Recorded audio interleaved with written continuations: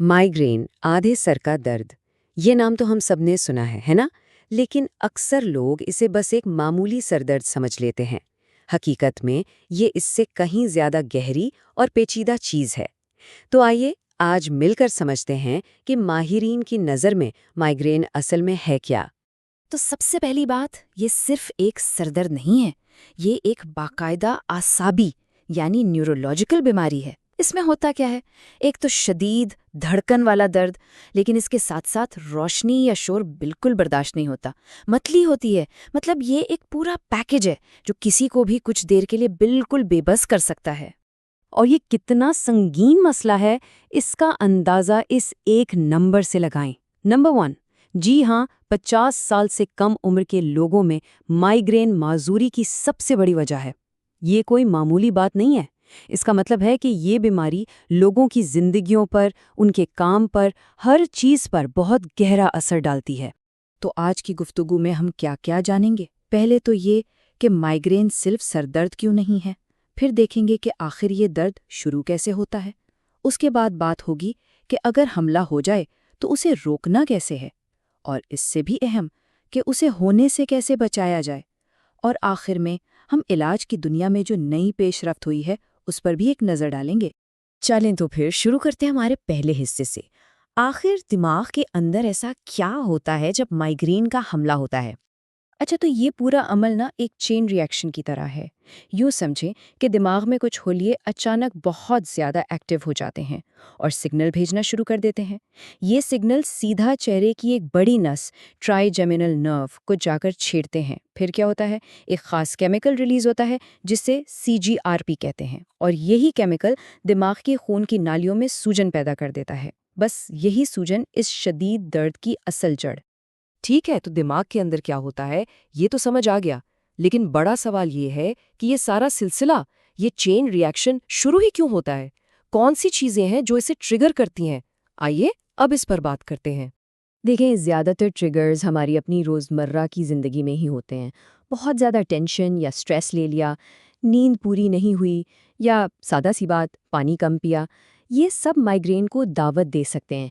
इसके अलावा हार्मोन्स का उतार चढ़ाव, ख़ास तौर पर ख़वातीन में, और बहुत तेज़ रोशनियाँ या ऊंची आवाज़ें, ये भी बहुत आम ट्रिगर्स हैं। और हाँ, कुछ खाने पीने की चीज़ें भी होती हैं, जैसे कि पुरानी पनीर, कुछ ख़ास किस्म के प्रोसेस्ड मीट, और ख़ास तौर पर रेड वाइन। लेकिन यहाँ एक बहुत अहम बात है। ज़रूरी नहीं कि जो चीज़ एक इंसान के लिए ट्रिगर हो, वो दूसरे के लिए भी हो। हर किसी का सिस्टम अलग है, इसलिए अपने ज़ाती ट्रिगर्स को पहचानना बहुत बहुत ज़रूरी है। तो ट्रिगर्स की बात हो गई, लेकिन मान लें कि हमला शुरू हो ही गया है। अब क्या करें? उसे फौरन कैसे रोकें? ये हमारा अगला मौजू है।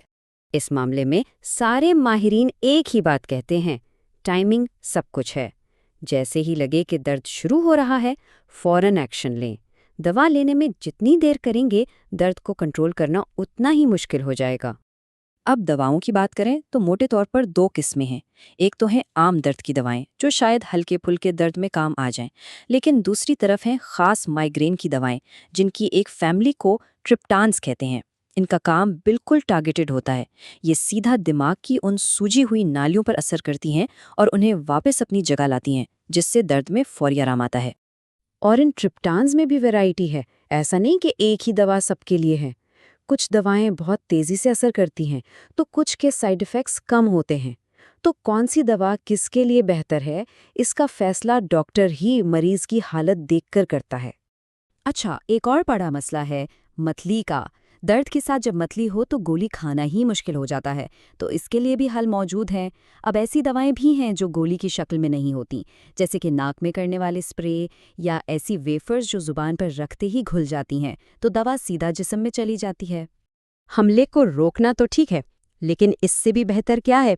यही कि हमले हों ही ना, या बहुत कम हो। और यहीं से बात शुरू होती है बचाव की, यानी प्रिवेंशन की। तो डॉक्टर कब कहते हैं कि अब बचाव वाला इलाज शुरू करना चाहिए? भाई सीधी सी बात है, जब माइग्रेन किसी की जिंदगी को डिस्टर्ब करना शुरू कर दे, यानी महीने में कई कई दिन दर्द की नज़र हो रहे हों, या जो दवाएं आप ले रहे हैं वो असर नहीं कर रहे हैं, तब डॉक्टर्स रोज़ाना की बुनियाद पर दवा शुरू करने का मशवरा देते हैं, ताकि हमलों की गिनती भी कम हो और शिद्दत भी। और यहाँ एक दिलचस्प बात है, बचाव के लिए जो बहुत सी दवाएं इस्तेमाल होती हैं ना, वो असल में माइग्रेन के लिए बनी ही नहीं थी।